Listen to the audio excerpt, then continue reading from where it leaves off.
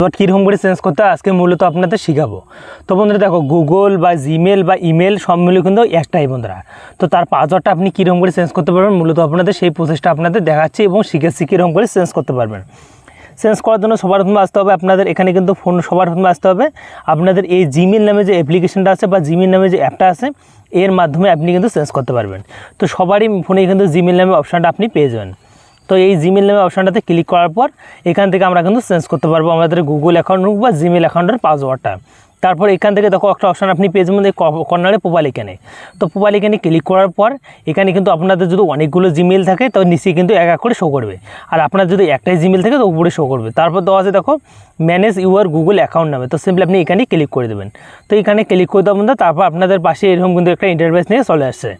আসার পর তারপর আমরা শুধু কিন্তু পাসওয়ার্ডটা চেঞ্জ করবো। পাসওয়ার্ড চেঞ্জ করার জন্য সিম্পলি আপনাদের দেখাচ্ছি, এই দেখো সিকিউরিটি পাসওয়ার্ড সাইনিং নামে যে অপশানটা আছে এখানে ক্লিক করে দেবেন।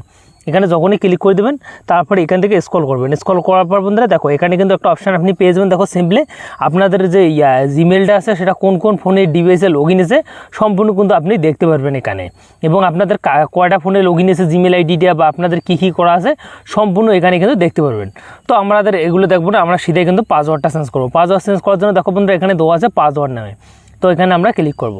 এখানে ক্লিক করে দেবো বন্ধুরা, তারপর এখান থেকে আমাদের যে পাসওয়ার্ডটা হয় সেই পাসওয়ার্ডটা আমরা চেঞ্জ করবো বা করবো মূলত। তো সম্পূর্ণ প্রসেসটা আপনাদের এক করে দেখাচ্ছি বন্ধুরা।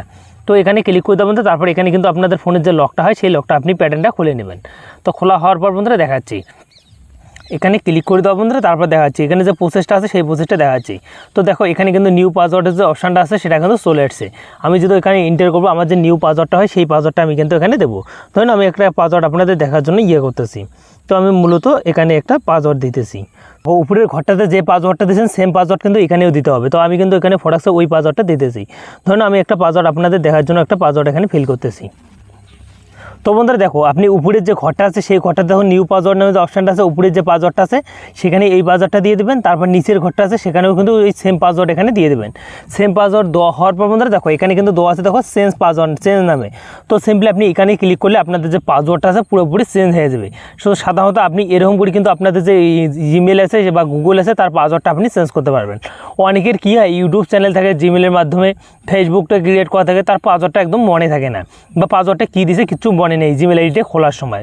তো তারা এরকম করে কিন্তু আপনাদের যে আছে প্রসেসটা আছে এরকম করে কিন্তু তারা পাসওয়ার্ডটা চেঞ্জ করতে পারবে। এখানে যে পাসওয়ার্ডটা দেবেন সেই পাসওয়ার্ডটা আপনি খাতায় নোটবুকে হোক বা আপনাদের কিন্তু পাসওয়ার্ডটা মনে রাখবেন। এই পাসওয়ার্ডটা আপনাদের কিন্তু কারেন্ট একটা পাসওয়ার্ড।